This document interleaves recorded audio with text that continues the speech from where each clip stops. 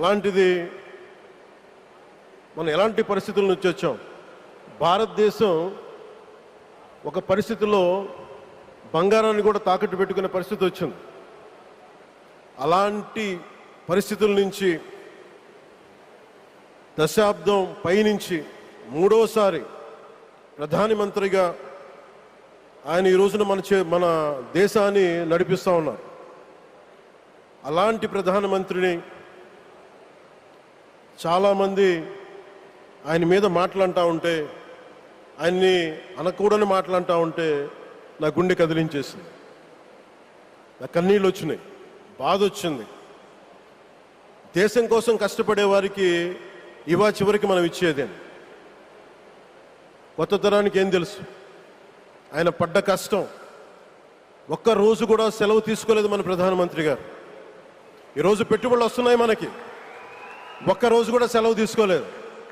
శత్రు దేశాలు, మన అభివృద్ధికి ఈర్ష్యపడే పశ్చిమ దేశాలు, వీటన్నిటినీ తట్టుకొని ఒకవైపు విదేశాల్లో ఉండే శత్రువులతో పోరాడాలి, దేశాన్ని అభివృద్ధి పదంలో తీసుకెళ్దామంటే అంతర్గత శత్రువులతో పోరాడాలి.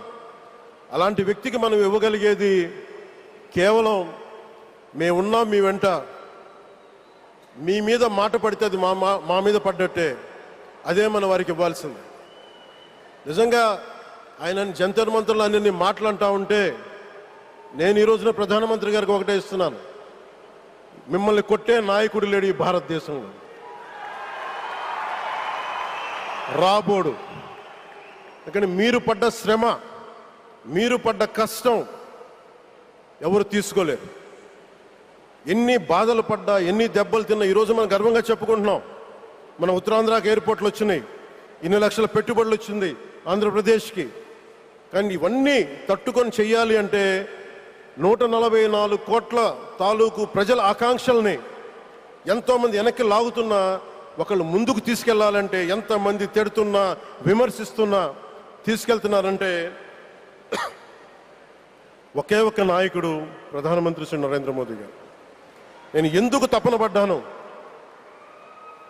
నేను అలయన్స్ కోసం ఎందుకు తపన పడ్డాను, మీ నాయకత్వం మాకు కావాలి ఎందుకు తపన పడ్డానంటే, ఈరోజు ఎయిర్పోర్ట్ ఆపేశారు. ఒక చిన్నపాటి ఎర్ర బస్సు కూడా రాని చోట ఎయిర్పోర్ట్ అవసరం లేదన్న వ్యక్తులకి సమాధానం ఇదే. ఇన్ని వేల మందికి ఇన్ని వేల కోట్ల పెట్టుబడి వచ్చింది అంటే ఆశీస్సులు కావాలంటే, దేశం కోసం నిలబడే నాయకుడికి మన అండగా ఉంటే ఏం జరుగుద్ది అంటానికే ఈ భోగాపురం ఎయిర్పోర్ట్ ఈరోజు ప్రారంభోత్సవం నిలువెత్తు నిదర్శనం. ముఖ్యంగా 25 సంవత్సరాలు లోబడి ఉన్న పిల్లలున్న ప్రతి ఒక్కరికి కూడా నేను ఈ సందర్భంగా తెలియజేస్తున్నాను, పిల్లల్ని సరైన దారిలో పెట్టడం, సరైన సంస్కారాలు నేర్పించడం చాలా చాలా అవసరం. ఈరోజు పొద్దున్నే ప్రధానమంత్రి గారి స్టేట్మెంట్ చూశాను. ఆయన తిట్టిన, ఎన్ని దూషించారో వారిని కూడా పెద్ద మనసుతోటి క్షమించారు ఆయన. అలాంటి ప్రధానమంత్రి గారికి మీ పాదాలకు నేను నమస్కారం తెలియజేస్తున్నాను. నిజంగా మీ ఉన్నతి, మీ ఔన్నత్యం ఈరోజు చాలా చాలా స్ఫూర్తిదాయకం. భారతదేశం మీ అందరికీ కూడా, ప్రజలందరికీ కూడా, ఆంధ్రప్రదేశ్ ప్రజలందరికీ కూడా, దేశ ప్రజలందరికీ కూడా ఒక నాయకుడి కష్టాన్ని మనం వెంటనే గుర్తించలేం. ఆయన ఎంత తపన పడుతున్నారు. ఒక కుటుంబాన్ని నడపడం ఎంత కష్టపడుతున్నాం, 140 కోట్ల మంది ప్రజలు నడపడం ఎంత ఆషామాషి వ్యవహారం కాదు.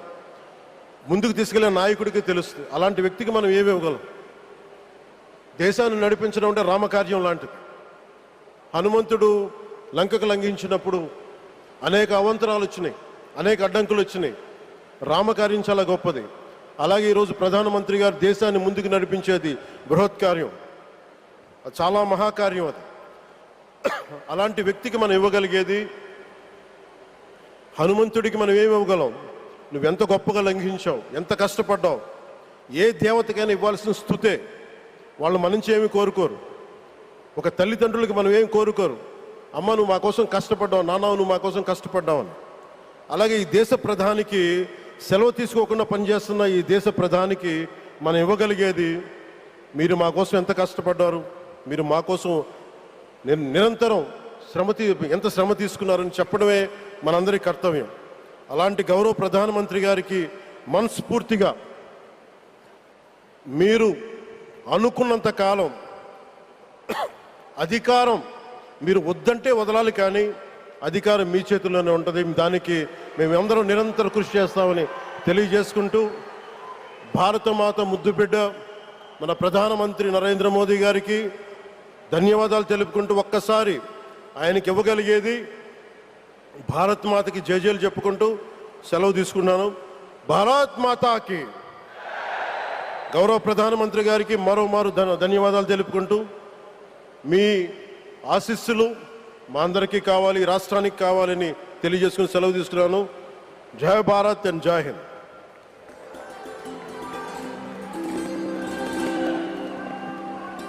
Thank you sir, thank you very much. దూరదృష్టి, మౌలిక వసతుల అభివృద్ధి, పెట్టుబడుల ఆకర్షణ, ఈ 3 అంశాల చుట్టూనే వారి దృక్పథం దృఢంగా సాగుతోంది. ఆంధ్రప్రదేశ్ను దేశంలోనే అత్యంత వేగంగా అభివృద్ధి చెందుతున్న రాష్ట్రంగా తీర్చిదిద్దాలి అన్నది వారి లక్ష్యం.